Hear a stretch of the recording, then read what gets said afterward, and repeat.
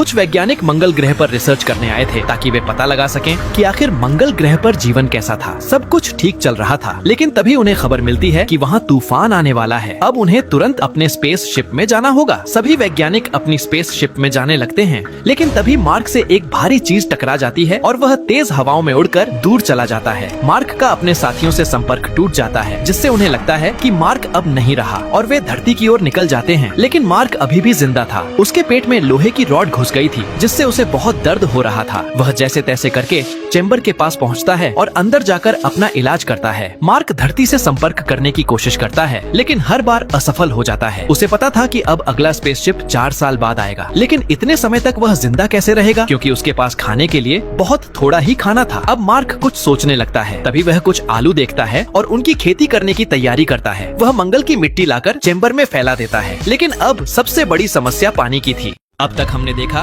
कि मार्क मंगल की मिट्टी पर खेती करने की कोशिश करता है, लेकिन अब सबसे बड़ी समस्या पानी की थी, क्योंकि उसके पास बहुत कम पानी ही मौजूद था। लेकिन खुशी की बात यह थी कि मार्क एक वनस्पति वैज्ञानिक था, तो वह जानता था कि पानी को किस तरह से बनाया जा सकता है। मार्क हाइड्रोजन और ऑक्सीजन को जलाकर पानी बनाने की कोशिश करता है, लेकिन पहली बार में वहाँ बहुत बड़ा धमाका हो जाता है, क्योंकि उसने ऑक्सीजन की गणना सही नहीं की थी। मार्क इस बार गणना को ठीक करके दोबारा प्रयास करता है और पानी बनना भी शुरू हो जाता है। देखते ही देखते 54 दिन हो जाते हैं। मार्क देखता है कि मिट्टी से पौधे निकलने लगे हैं। यह देखकर उसे जीने की उम्मीद मिलती है। दूसरी तरफ धरती पर यह घोषित कर दिया जाता है कि मार्क मर चुका है। यहाँ तक कि उसका अंतिम संस्कार भी कर दिया जाता है। एक दिन एक लड़की मार्स की सैटेलाइट फोटोज देख रही होती है। तभी उसे फोटो में कुछ अलग दिखाई देता है। वह समझ जाती है कि मार्क जिंदा है। वह तुरंत अपने सीनियर को यह बात बताती है, लेकिन उसके सीनियर उसकी बात पर विश्वास नहीं करते और कहते हैं अगर मार्क जिंदा भी है तो हम जब तक मंगल पर पहुँचेंगे तब तक वह भूख से मर चुका होगा। पता चल जाता है कि मार्क अब भी जिंदा है, लेकिन वे उसे बचा नहीं सकते, क्योंकि जब तक वे सब मंगल ग्रह पर पहुंच पाएंगे तब तक मार्क भूख के कारण मर चुका होगा। दूसरी तरफ मार्क हिसाब लगाता है कि जो 4 साल बाद नया प्रोजेक्ट आएगा वह जगह यहाँ से 2500 किलोमीटर दूर है, जहाँ तक पहुँचने में मार्क को 50 दिन लग जाएंगे। लेकिन 70 दिन तो उसे यहाँ हुए पहले ही हो चुके हैं। मार्क सोचता है कि यहाँ बैठे रहने से अच्छा है कि वह पहले से ही उस जगह के लिए निकल जाए। लेकिन दिक्कत यह है कि उसके पास जो कार है वह सोलर पैनल से चलती है और एक दिन में सिर्फ 35 किलोमीटर ही चल सकती है। पर मार्क के पास इसके अलावा और कोई रास्ता नहीं था। धरती पर वैज्ञानिक मार्क तक खाना और पानी भेजने के लिए एक स्पेसशिप तैयार करने की बात करते हैं, जिसमें 1 साल का वक्त लग सकता है। लेकिन मार्क तो वहाँ पहले से ही अपने खाने का बंदोबस्त कर चुका था, जिसे खाकर वह जिंदा रह सकता है। फिर भी मार्क सोचता है कि आखिर कब तक वह यहाँ फंसा रहेगा, किसी तरह तो उसे यहाँ से निकलना ही होगा। फिर मार्क एक जगह पर आ जाता है जहाँ उसे एक कैमरा मिलता है जो मंगल ग्रह की तस्वीरें धरती तक भेजता था। लिखा होता है क्या तुम मुझे देख सकते हो? कैमरा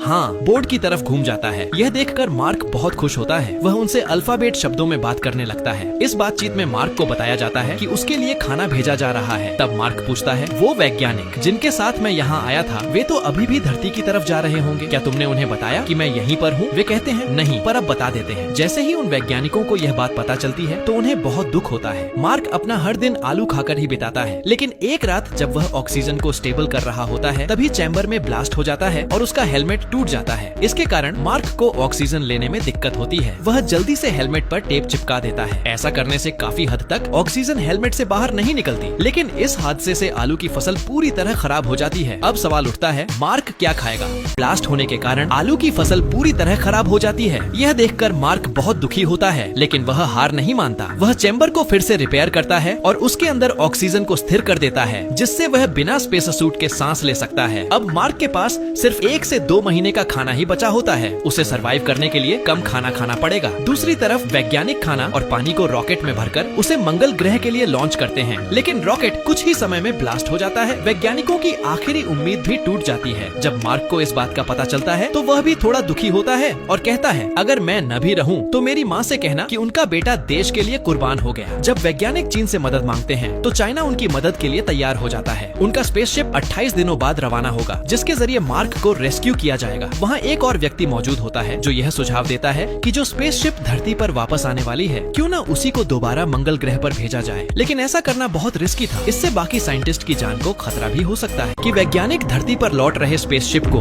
फिर से मंगल की ओर भेजकर मार्क को बचाने की योजना बनाते हैं। लेकिन ऐसा करने से बाकी अंतरिक्ष यात्रियों की जान खतरे में पड़ सकती थी, इसलिए वैज्ञानिक इस योजना को नामंजूर कर देते हैं। दूसरी तरफ मार्क वही काम करना शुरू कर देता है जिसके लिए वे सभी मंगल ग्रह पर आए थे, लेकिन तूफान तूफान की वजह से उसे पूरा नहीं कर सके। इसी बीच एक व्यक्ति जो नासा से जुड़ा होता है किसी तरह यह योजना उन 5 अंतरिक्ष यात्रियों तक पहुंचा देता है। ये सभी अंतरिक्ष यात्री मिलकर मार्क को बचाने का फैसला करते हैं। जब नासा को पता चलता है कि स्पेसशिप वापस मंगल की ओर जा रही है तो वे पहले बहुत नाराज होते हैं, लेकिन चीन उन्हें समझाता है कि यह एक अच्छी बात है, क्योंकि अगर अंतरिक्ष यात्री अपनी जान जोखिम में डालकर अपने साथी को बचाने जा रहे हैं तो हमें भी उनकी मदद करनी चाहिए। नासा और चीन मिलकर खाने पीने का सामान एक रॉकेट में भरकर अंतरिक्ष यात्रियों की ओर भेज देते हैं। जब मार्क को पता चलता है कि उसे लेने के लिए उसके साथी आ रहे हैं तो वह बहुत खुश होता है, लेकिन दिक्कत ये थी कि उनके पास इतना फ्यूल नहीं था कि वे मंगल की ऑर्बिट पर आ सकता है कि उसके साथी उसे लेने के लिए आ रहे हैं, लेकिन उनके पास इतना ईंधन नहीं है कि वे मंगल की ऑर्बिट में आ सकें। इसलिए उसे किसी तरह मंगल के ऑर्बिट से बाहर निकलना होगा, लेकिन उसका स्पेसशिप उड़ने की हालत में नहीं थी। वह उसे ठीक करने की कोशिश करता है, लेकिन उसके कुछ पार्ट्स पूरी तरह से खराब हो चुके थे। मार्क अपनी समझदारी दिखाता है और उन पार्ट्स को निकाल देता है और ऊपर वाले हिस्से को एक पॉलीथीन से ढक देता है। अब स्पेसशिप उड़ने के लिए तैयार हो जाती है, लेकिन कुछ ऊपर पहुंचते ही पॉलीथीन फट जाती है और मार्क हाई प्रेशर के कारण बेहोश हो जाता है। उसका संपर्क भी टूट जाता है, जिससे सभी लोग बहुत घबरा जाते हैं, लेकिन जब उसे होश आता है तो सभी खुश हो जाते हैं। तभी स्पेसशिप मार्क के कंट्रोल से बाहर हो जाती है, लेकिन इस समय मार्क उनकी स्पेसशिप के बहुत नजदीक होता है। इसलिए कमांडर मूविंग चेयर पर बैठकर एक रस्सी के सहारे मार्क को पकड़ने की कोशिश करती है, लेकिन उसकी रस्सी छोटी पड़ जाती है। यह देखकर मार्क स्पेसशिप से कूद जाता है। जब तक कमांडर उसका हाथ पकड़ पाती तभी उसका हाथ छूट जाता है। फिर वे जल्दी से उसकी तरफ रस्सी फेंकती है, जिसे पकड़कर मार्क और